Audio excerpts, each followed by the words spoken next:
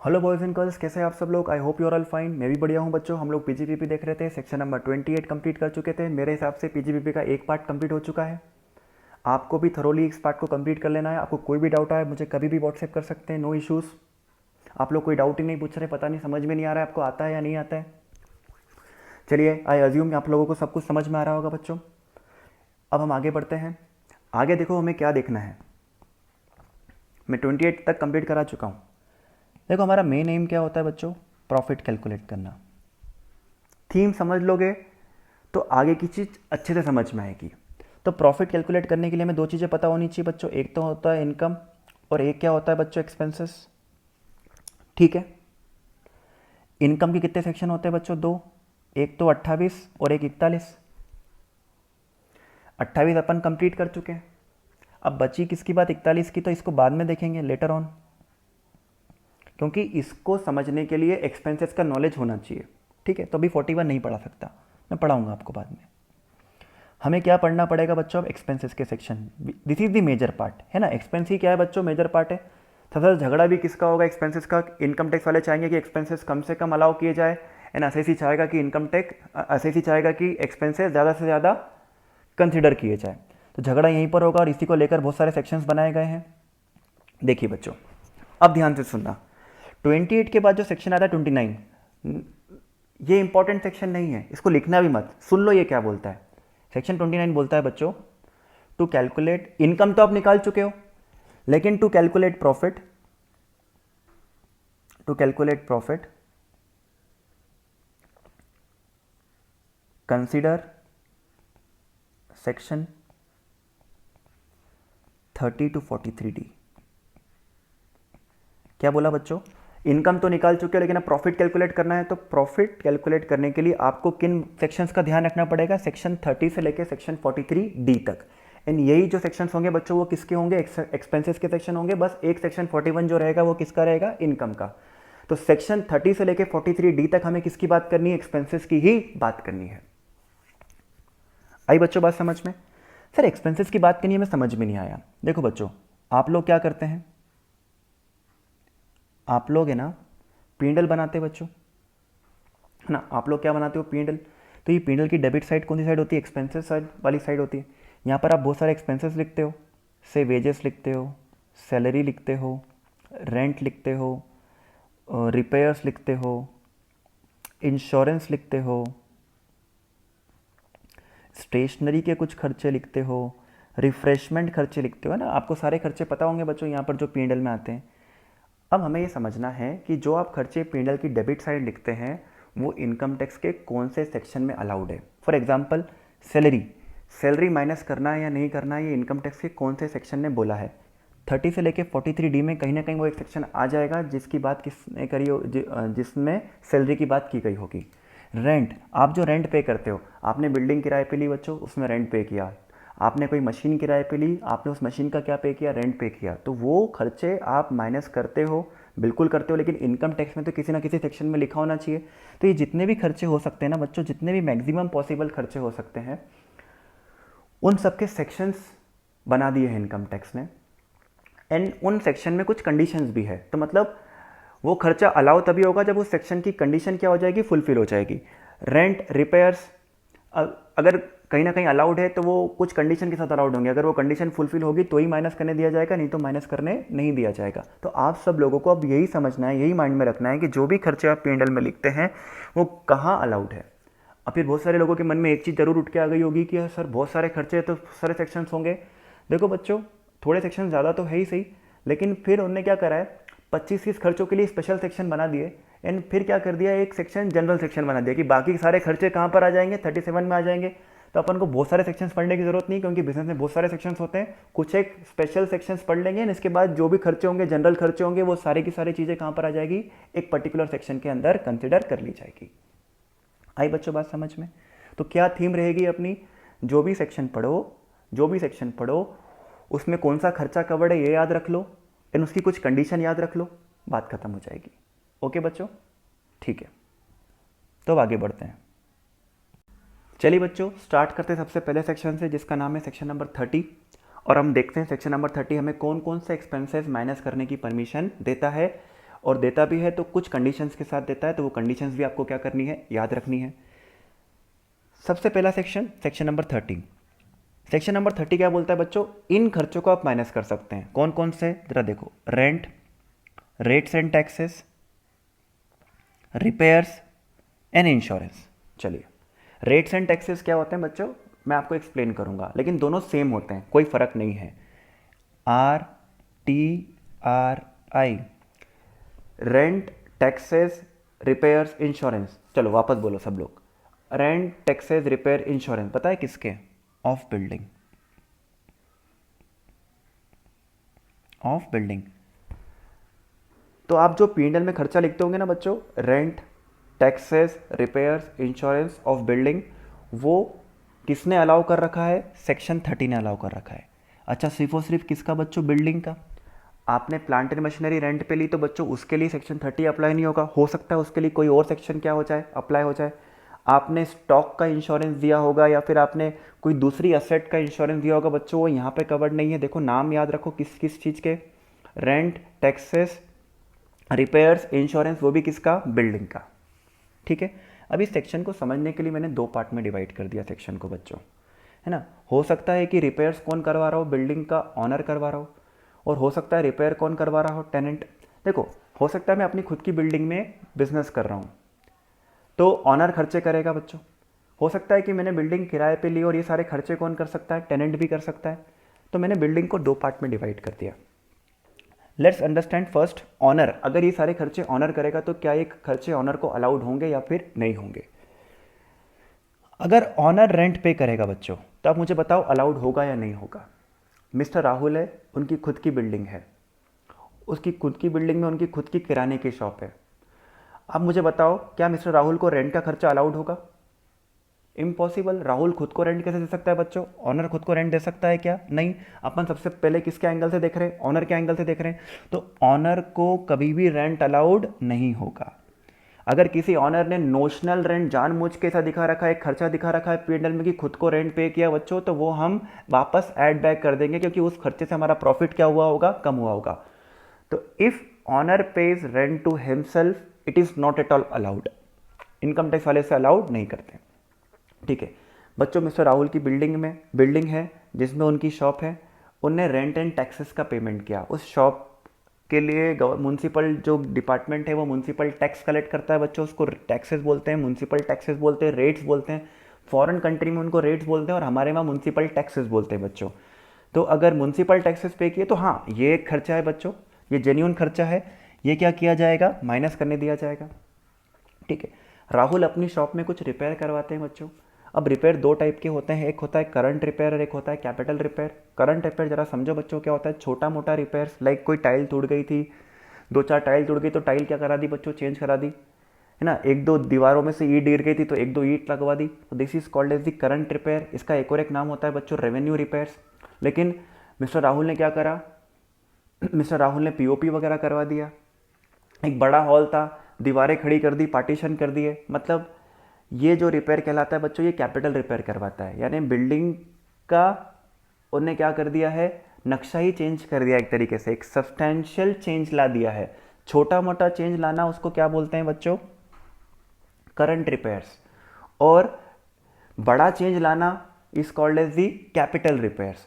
आपने एक फ्लोर और खड़ा कर दिया तो बताओ बच्चों ये रेवेन्यू रिपेयर से कि कैपिटल रिपेयर से, तो कैपिटल रिपेयर से। तो आप समझिए अगर मिस्टर राहुल रेवेन्यू रिपेयर्स करते हैं, कोई टाइल वाइल टूट गई थी तो वो टाइल को ठीक करवा दिया, कोई ईंटें वीटें गिर गई थी दीवार में से वो एक दो ईंटें लगवा दी, या उनकी दीवारें गंदी हो गई थी उन्हें वाइट वॉश करवा दिया, इससे कुछ एफिशिएंसी नहीं बढ़ी बिल्डिंग की, है ना। ये तो एक रिपेयरिंग कर दिया एक तरीके से, नॉर्मल रिपेयर था, करंट रिपेयर था। तो बच्चों ये अलाउ किया जाएगा, इसको आप P&L में क्या कर सकते हैं, डेबिट कर सकते हैं। लेकिन बच्चों अब राहुल ने क्या करा, एक बड़ा खर्चा किया, शॉप के अंदर दीवारें खड़ी कर दी, पार्टीशन कर दिया, पीओपी वगैरह करवा दी। नाउ बच्चों this is called as the capital repair. And capital, जैसे कैपिटल रिसिप्ट जनरली टैक्सेबल नहीं होती बच्चों, तो कैपिटल एक्सपेंडिचर भी जनरली P&L में क्या नहीं करने दिया जाएगा, डेबिट नहीं करने दिया जाएगा। तो कैपिटल रिपेयर्स बिल्कुल भी अलाउड नहीं होता है। अब मिस्टर राहुल की बिल्डिंग है बच्चों, तो ये कैपिटल रिपेयर है, तो ये बिल्डिंग की कॉस्ट में क्या हो जाएगा, ऐड हो जाएगा, और इस कैपिटल रिपेयर पे डेप्रिसिएशन तो मिलेगा ना, तो किसी और सेक्शन में क्या मिल सकता है, डेप्रिसिएशन मिल सकता है। तो ब्रैकेट में लिख के रख लो कि कैपिटल रिपेयर के ऊपर क्या मिल सकता है, डेप्रिसिएशन मिल सकता है किसी और सेक्शन के अंदर। मिस्टर राहुल की बिल्डिंग है बच्चों, जिसमें उसकी शॉप है, उनने इंश्योरेंस पे किया है, इंश्योरेंस पे किया, इट्स एन एक्सपेंसेस, बिल्कुल क्या कर दिया जाएगा, अलाउ कर दिया जाएगा। ओके बच्चों, हम क्या देख रहे हैं, सबसे पहला section that is section number 30, and इसमें किसकी बात करते हैं, RTRI of building, rent, taxes, repair, insurance. तो ऑनर अगर रेंट पे करेगा बच्चों, खुद को कैसे पे कर सकता है, बिल्कुल अलाउड नहीं है। ऑनर अगर क्या पे करता है, रेट्स एंड टैक्सेस पे करता है, इट इज़ अलाउड। रिपेयर बच्चों कितने पार्ट होते हैं, दो पार्ट होते हैं, एक तो होता है करंट रिपेयर्स और एक होता है कैपिटल रिपेयर्स। तो बच्चों कौन सा रिपेयर्स अलाउड है, छोटे मोटे रिपेयर्स अलाउड है जिससे बिल्डिंग में कोई सब्सटैंशियल चेंज नहीं आता है। Current repairs are allowed but capital repairs are not allowed. लेकिन कैपिटल रिपेयर्स पे क्या अलाउड हो जाएगा, उसको डेप्रिसिएशन अलाउड हो जाएगा बच्चों। एंड अगर राहुल अपनी बिल्डिंग का इंश्योरेंस पे करता है तो that insurance is all together allowed. अगर बच्चों मान लो कि राहुल की खुद की बिल्डिंग नहीं है, उसने किसी से किराए पर लेकर उसमें बिजनेस कर रहा है, अब बच्चों अब वो किराया पे करेगा, तो क्या राहुल के लिए किराया अलाउड हो जाएगा बच्चों, हाँ अलाउड हो जाएगा यहाँ पर, क्योंकि अब वो जेन्यूनली क्या पे कर रहा है, रेंट पे कर रहा है। तो टेनेंट के लिए रेंट क्या होता है, अलाउड होता है। उसने ऐसा एग्रीमेंट किया बच्चों लैंडलॉर्ड से कि यार आप टेंशन मत लो, रेंट भी मैं पे करूँगा और जो म्यूनसिपल टैक्स होते हैं वो भी मैं पे करूँगा। तो बच्चों वो बिल्डिंग के जो म्यूनसिपल टैक्स टेनेंट पे करेगा, तो वो टेनेंट के लिए खर्चा है। जब टेनेंट अपना पीडल बनाएगा तो वो रेंट एंड टैक्सेस टेनेंट के पीडल में क्या किए जाएंगे, डेबिट किए जाएंगे। करंट रिपेयर्स की बात करते हैं, ऑनर ने दुकान तो दे दी, लेकिन जो दुकान में थोड़ी बहुत मिस्टेक्स थी, थोड़ी टाइल वाइल ख़राब थी और 2-3 ईंटें गिरी हुई थी, तो टेनेंट ने बोला यार साहब इसको ठीक करा दो। तो ऑनर बोलता है कि मत लो। टेनेंट बोलता है कि नहीं नहीं मुझे दुकान तो चाहिए ही सही, मैं रिपेयर करा लूँगा, आप टेंशन मत लो। तो रिपेयर का खर्चा किसने उठा लिया बच्चों, टेनेंट ने उठा लिया। तो कोई दिक्कत नहीं, इनकम टैक्स वाले बोलते हैं कि टेनेंट ने भी रिपेयर कराया तो हम क्या करने देंगे, माइनस करने देंगे। ठीक है। अब बच्चों राहुल ने एक बड़ा हॉल किराए पे लिया, उसको कोचिंग क्लास खोलनी थी। तो राहुल ने सोचा कि हम एक काम करते हैं, बड़ा हॉल है तो बीच में दीवारें खड़ी करते हैं, बढ़िया पीओपी वीओपी करवा देते हैं। 3-4 क्लासरूम बना दी उसने और बच्चों पर पीओपी वगैरह करवा दिया, स्ट्रक्चर चेंज कर दिया। मुझे बताओ ये रेवेन्यू रिपेयर है कि कैपिटल रिपेयर है? जी बच्चों ये कैपिटल रिपेयर है। कैपिटल रिपेयर अलाउड होना चाहिए, नहीं होना चाहिए? तो बच्चों कैपिटल रिपेयर कभी भी अलाउड नहीं होगा। ठीक है। अब बात ये आती है बच्चों कि क्या इसको डेप्रिसिएशन मिलेगा, बिल्डिंग इसकी है क्या बच्चों, बिल्डिंग राहुल की है क्या, नहीं बिल्डिंग राहुल की नहीं है, तो इसको डेप्रिसिएशन नहीं मिलना चाहिए। लेकिन इनकम टैक्स वाले बोलते हैं कि बिल्डिंग तो इसकी नहीं है, लेकिन बिल्डिंग के अंदर जो इसने दीवारें खड़ी करी, जो क्लासरूम बनाए, उतने पार्ट तक की बिल्डिंग तो एक तरीके से इसकी ही है। तो राहुल ने जो ये दीवारें खड़ी करी है, जो क्लासरूम बनाए हैं, इसको डीम्ड बिल्डिंग मान लिया जाएगा। पूरी बिल्डिंग को नहीं, सिर्फ इतने ही पार्ट को क्या मान लिया जाएगा बच्चों, डीम्ड बिल्डिंग मान लिया जाएगा। कैपिटल रिपेयर को अलाउ तो नहीं किया जाएगा, लेकिन इसके ऊपर वो भी क्या कर सकता है, डेप्रिसिएशन क्लेम कर सकता है। ठीक है बच्चों। तो जनरली बिल्डिंग का ऑनर जो होता है वो भी डेप्रिसिएशन क्लेम कर सकता है, लेकिन अगर टेनेंट कुछ कैपिटल रिपेयर करा दे तो सिर्फ उतने ही पार्ट पर टेनेंट भी क्या कर पाएगा बच्चों, डेप्रिसिएशन क्लेम कर पाएगा। इनकम टैक्स है, कुछ भी कर सकते हैं, जो बोलते हैं वो हमें बात माननी पड़ेगी। एंड बच्चों अगर टेनेंट है, इंश्योरेंस पे करता है तो कोई दिक्कत नहीं, इंश्योरेंस पे करेगा, that is also an expense. तो ये थी हमारी बात सेक्शन नंबर 30 की। कुछ और बातें आने वाली, लेकिन पहले एक बार फटाफट रिकैप करो बच्चों। सेक्शन नंबर 30 किसका होता है, RTRI, एवरीवन RTRI। RTRI किसका फुल फॉर्म बोलो, RTRI का rent, taxes, repair, insurance. Everyone rent, taxes, repair, insurance किसका, बिल्डिंग का। चलो सबसे पहले बच्चों 2 पार्ट में डिवाइड करते हैं, कौन पे कर रहा है, ऑनर। ऑनर खुद को रेंट पे कर सकता है क्या, नहीं। ऑनर टैक्सेस पे करेगा, चलेगा। ऑनर रिपेयर करवाएगा, चलेगा। ऑनर करंट रिपेयर कराएगा, चलेगा। रेवेन्यू रिपेयर कराएगा, दोनों का मतलब सेम होता है। कैपिटल रिपेयर करवाएगा बच्चों, नहीं, capital expenditures are not allowed. लेकिन कैपिटल एक्सपेंडिचर के ऊपर क्या होता है, डेप्रिसिएशन अलाउड होता है। तो ऑनर क्या क्लेम कर सकता है, डेप्रिसिएशन क्लेम कर सकता है। ठीक है। तो बच्चों जो बिल्डिंग पे ऑनर की तो पूरी बिल्डिंग उसकी है, तो वो बिल्डिंग पर डेप्रिसिएशन क्लेम कर ही रहा होगा, और उसने जो कैपिटल एक्सपेंडिचर करे होंगे उसके ऊपर भी वो क्या कर लेगा, डेप्रिसिएशन क्लेम कर देगा। अच्छा वो इंश्योरेंस पे कर रहा है, बिल्कुल अलाउड है। टेनेंट बच्चों रेंट पे करेगा, अलाउड है। टेनेंट टैक्सेस पे करेगा, बिल्कुल अलाउड है। इसके बाद करंट रिपेयर्स कराता है, वो भी P&L में क्या कर सकता है, डेबिट कर सकता है। देखो गौर करने वाली बात क्या है, बिल्डिंग तो ऑनर की, लेकिन कैपिटल रिपेयर किसने कर दिया, कैपिटल रिपेयर कर दिया टेनेंट ने, फिर भी जितना कैपिटल रिपेयर टेनेंट ने किया है, पूरी बिल्डिंग नहीं, जितना कैपिटल रिपेयर टेनेंट ने किया है तो उसे डीम्ड बिल्डिंग मान लिया जाएगा टेनेंट की बुक में, और उसको टेनेंट को भी क्या मिल जाएगा, डेप्रिसिएशन। जो डेप्रिसिएशन का सेक्शन आएगा तब हम देख लेंगे। एंड इसके बाद बच्चों हम बात करते हैं इंश्योरेंस की। तो टेनेंट अगर इंश्योरेंस पे करता है, इंश्योरेंस प्रीमियम पे करता है बिल्डिंग की, तो that is all together allowed. आपका काम क्या है बच्चों, आपको ये याद रखना, जैसे अगर दिखे रेंट फॉर बिल्डिंग, आपको एकदम से सेक्शन 30 आपकी आंखों में दिखने लग जाना चाहिए। ऐसा लिखा रहेगा rent of building paid by the owner itself to himself, है ना। तो आपको क्लिक होना चाहिए कि ऑनर खुद को रेंट नहीं पे कर सकता, 30 ने इसको अलाउ नहीं कर रखा है। आई बच्चों बात समझ में। फिर ऐसा लिखा है कि ऑनर ने कैपिटल रिपेयर कराया और उसको P&L में डेबिट कर दिया। आपको पता होना चाहिए कि ऑनर ने जो कैपिटल रिपेयर कराया उसको P&L में डेबिट नहीं कर सकता। उसके ऊपर वो डेप्रिसिएशन जरूर क्लेम कर सकता है, लेकिन उस एक्सपेंडिचर को P&L में डेबिट नहीं कर सकता। This is disallowed. आई बच्चों बात समझ में। टेनेंट ने कैपिटल एक्सपेंडिचर किया और P&L में डेबिट कर दिया, तो ये तो बहुत गलत करा, गलत प्रॉफिट निकाला है। ये प्रॉफिट कंसिडर नहीं किया जाएगा, इसको एडजस्ट करना पड़ेगा। जो रिपेयर आपने क्या कर दिया है, कैपिटल रिपेयर डेबिट कर दिया, उसको हटाना पड़ेगा। P&L से हटाओगे, एक्सपेंस को हटाओगे तो आपका प्रॉफिट क्या होगा बच्चों, बढ़ेगा। लेकिन आपको ये याद रखना है कि भले ही उसको पूरा हटा तो दिया है आपने, लेकिन उसके ऊपर डेप्रिसिएशन मिलता है, तो उसके रेस्पेक्ट में जितना डेप्रिसिएशन है वो तो हमें क्या करना पड़ेगा, माइनस करना पड़ेगा। जब सेक्शन 32 आएगा तब अपन डेप्रिसिएशन की भी क्या करेंगे बच्चों, बात करेंगे। आई बात समझ में। फिर आपसे ऐसा भी पूछ सकते हैं बच्चों, टेनेंट ने बिल्डिंग का इंश्योरेंस पे किया है ना, तो बताओ ये अलाउड है या नहीं। तो आपको एकदम से क्लिक होना चाहिए, as per section 30 it is allowed. Very simple. मैं पार्ट्स में पढ़ाऊंगा बच्चों, आप टेंशन क्यों ले रहे हो, आपको पार्ट्स में पढ़ाऊंगा। अभी मैंने आपको एक सेक्शन पढ़ा है ना 28, अपन पढ़ेंगे 30, 31, 32, इसको एक पार्ट मानेंगे, इसके ऊपर खूब प्रैक्टिस करेंगे, खूब अच्छे से समझेंगे, और उसके बाद ही अपन अगले पार्ट पर मूव करेंगे। Don't worry, you are with me, बस जैसा मैं बोलूँ उस तरीके से चलते रहो। हाँ, सेक्शन 30 की कुछ और बातें भी कर लेते हैं। सर क्या हमको मॉड्यूल देखना है बच्चों, ये पूरी चीज़ मैंने यहाँ पे डाल दी है यार, क्या मॉड्यूल देखोगे तुम मेरे साथ, तो तुमको टेंशन लेने की ज़रूरत नहीं, बस तुम सुन लो, तुमको बहुत अच्छे मार्क्स आएंगे, उसकी मेरी गारंटी है। बस तुम ये सुन लो, और जो मैं बांगर के क्वेश्चन भेजूंगा, खुद क्वेश्चन बनाकर भेजूंगा, वो प्रैक्टिस कर लो। इससे ज़्यादा कुछ और करने की ज़रूरत नहीं है। मॉड्यूल देखना है, देख लेना एक बार, अपन मैं खुद आपसे डिस्कस कर लूँगा मॉड्यूल। जब अपन पूरा पढ़ लेंगे, 5-6 सेक्शन और पढ़ लेंगे, तब मैं आपको जो जो पढ़ा दिया है मॉड्यूल में टिक करा दूंगा, वहाँ से भी रीड कर लेना, ठीक है, कोई दिक्कत नहीं। अब आओ बच्चों अदर इन्फॉर्मेशन पे। देखो क्या लिखा है, partly used part rent will be allowed. Partly used part rent will be allowed मतलब क्या होता है बच्चों, देखो मैंने एक बड़ा हॉल रेंट पे लिया, उसके 2 हिस्से कर दिए, एक हिस्से में मैं रहता हूँ और एक हिस्से में मैंने दुकान डाल दी है। बताओ बच्चों, अब मैं पूरे हॉल का रेंट पे कर रहा हूँ, कितना रेंट अलाउड होना चाहिए आपके हिसाब से। भाई बिजनेस कर रहे हैं तो जो बिजनेस जितने पोर्शन में बिजनेस कर रहे हो उतना ही रेंट क्या होगा, अलाउड होगा। से 60% पोर्शन में बिजनेस कर रहे हो तो 60% will be allowed, 40% will not be allowed, ठीक है। नेक्स्ट पार्ट देखो, नेक्स्ट पॉइंट क्या लिखा हुआ है बच्चों, in case of sublet only the difference amount is allowed. In case of sublet only difference amount is allowed. देखो मिस्टर राहुल है, मिस्टर राहुल ने एक बड़ा हॉल किराए पे लिया। अब उनको लगता है कि यार इतने बड़े हॉल की मुझे ज़रूरत तो नहीं थी, अभी हॉल का किराया बच्चों 30,000 रुपये है। उन्होंने सोचा कि हॉल का आधा पोर्शन में किसी और को किराए पे दे देता हूँ, तो उन्होंने आधा पोर्शन किसी और को किराए पे दिया, यानी सबलेट कर दिया।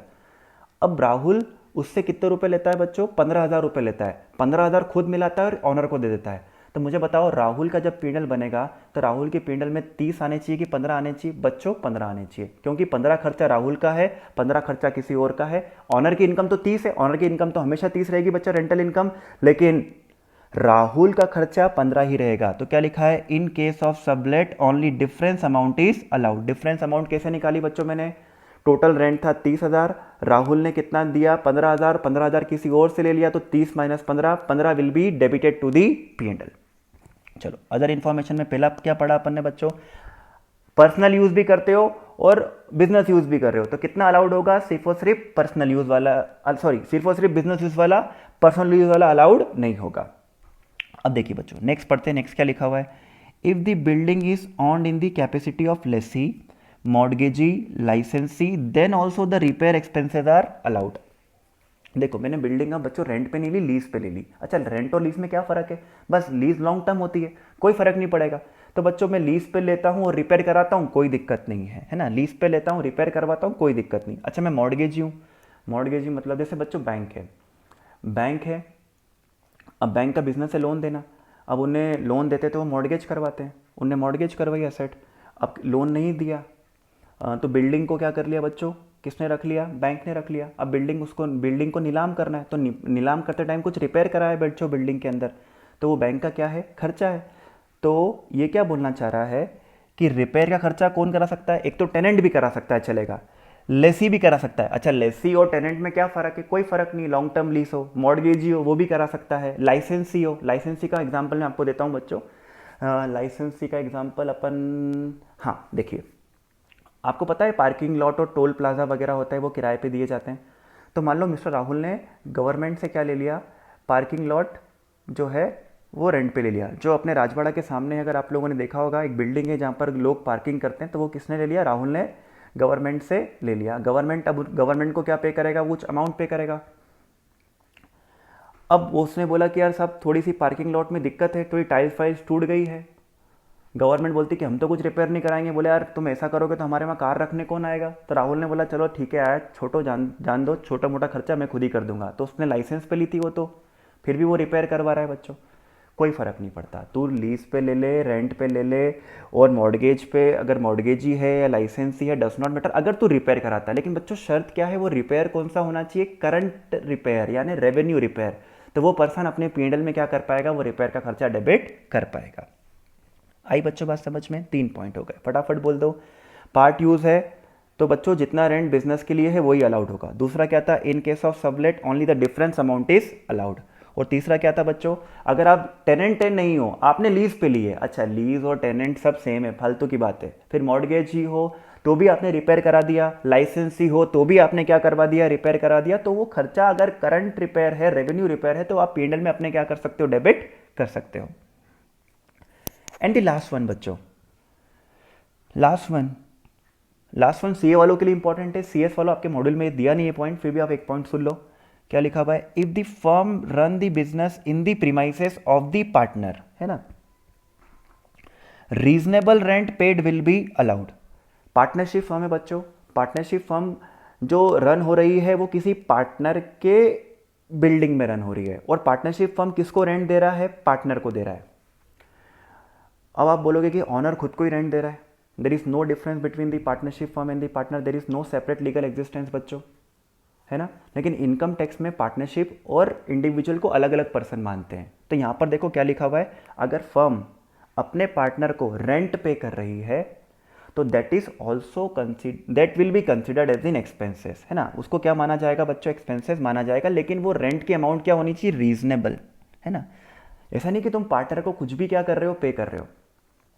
अब बच्चों पार्टनर को सैलरी में SBIC, salary bonus interest commission, salary bonus interest commission, profit तो एग्जम्प्ट होता है बच्चों। रेंट मिलेगा ना, तो rent is not taxable under PGBP, याद रखना। अगर पार्टनर को रेंट मिल रहा है तो that is not taxable under the PGBP। अब रेंट मिल रहा है बच्चों बिल्डिंग से, तो बिल्डिंग से रेंट मिल रहा है तो फिर वो चीज़ कहाँ पर जाएगी बच्चों, आपके हाउस प्रॉपर्टी हेड में जाएगी। ठीक है, ये एक मैंने आपको एड ऑन पॉइंट बताया है यहाँ पर।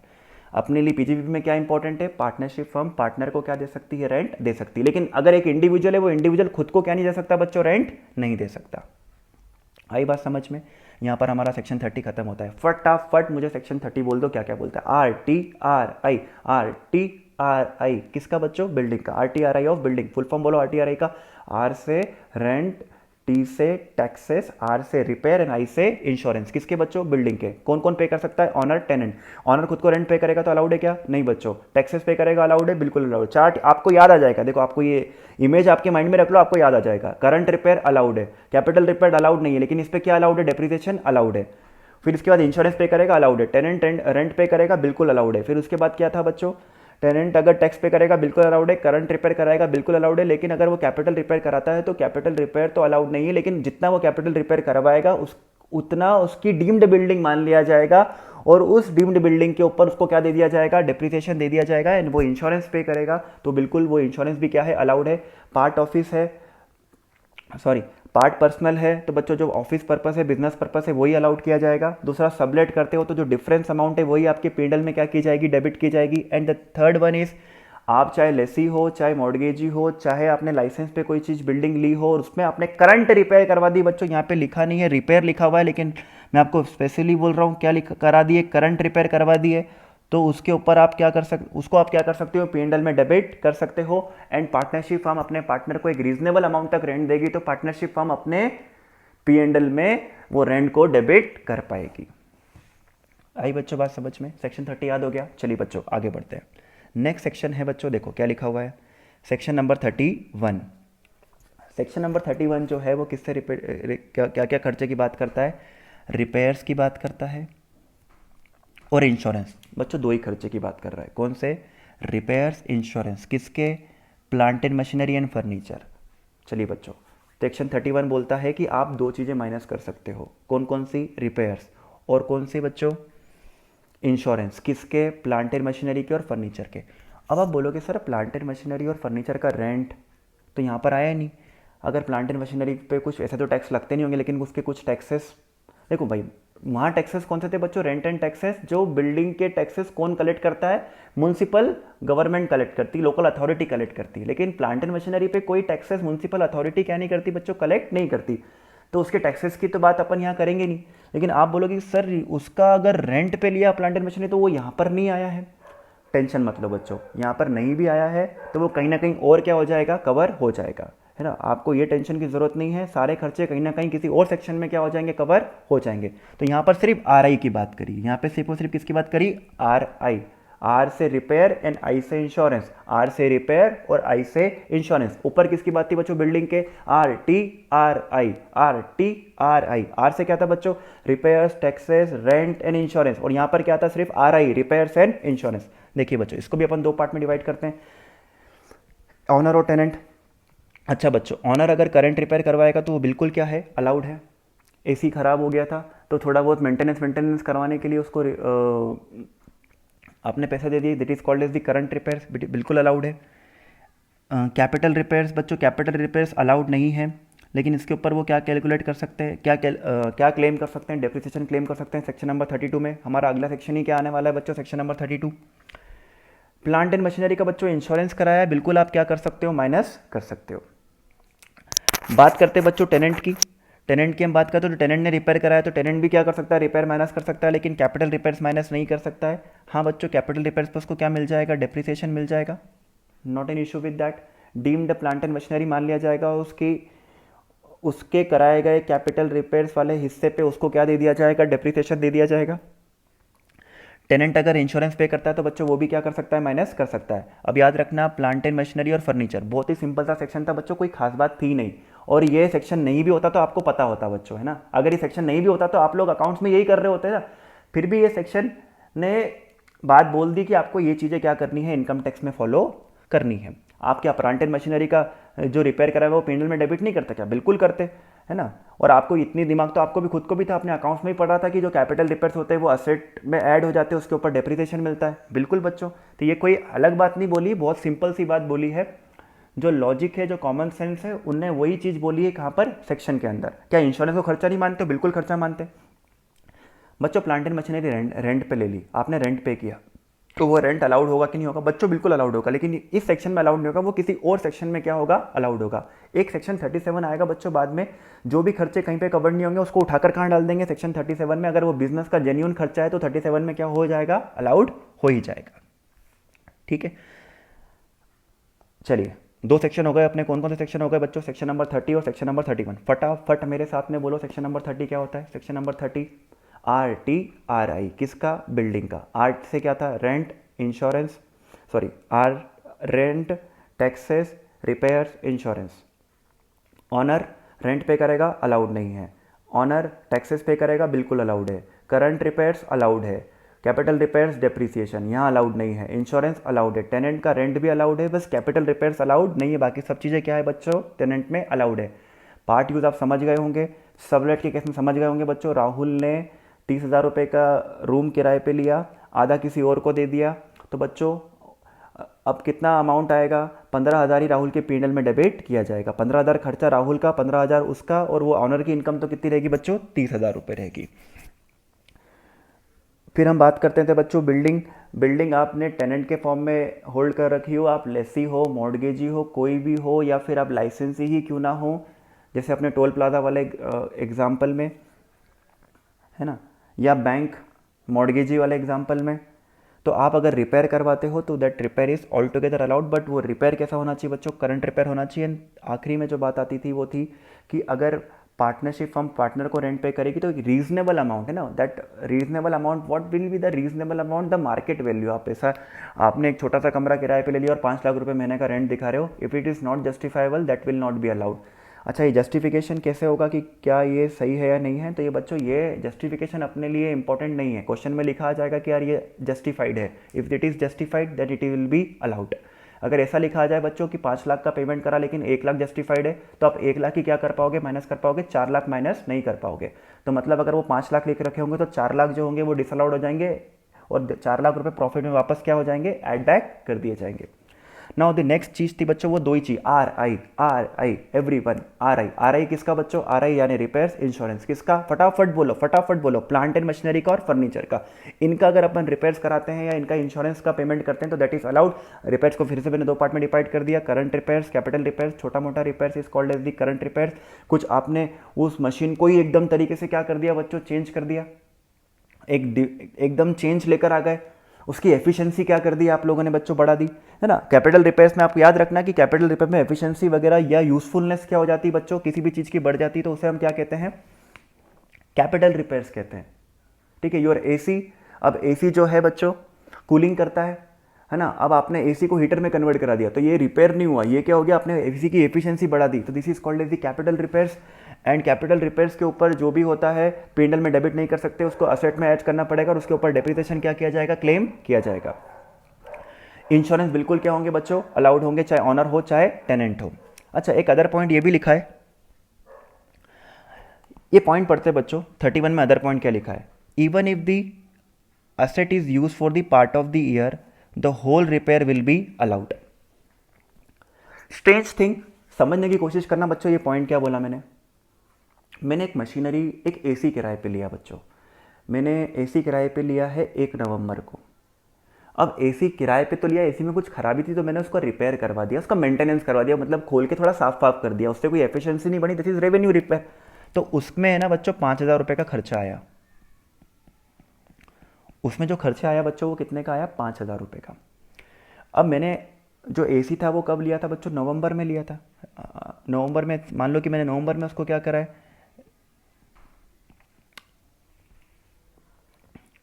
एक्वायर किया है, मैंने उस पर रिपेयर करवा दिया बच्चों। अब आप बोलोगे कि यार 5,000 रुपये पूरे अलाउड नहीं होंगे, है ना। 5,000 रुपये पूरे अलाउड नहीं होंगे क्योंकि आपने साल भर तो उस एसी को यूज़ नहीं किया है, प्रपोर्शनेटली अलाउड होगा। नहीं बच्चों, क्या लिखा है जरा लाइन को पढ़ो। Even if the asset is use for the part of the year, the whole repair will be allowed. अगर असेट 1 दिन यूज़ कर लो, 2 दिन यूज़ कर लो और आपने रिपेयर करा दिया, तो जितना रिपेयर आपने करवाया है, अगर वो करंट रिपेयर है तो वो पूरा P&L में क्या किया जाएगा? डेबिट किया जाएगा। कुछ प्रपोर्शनेट करने की ज़रूरत नहीं है। आई बच्चों बात समझ में?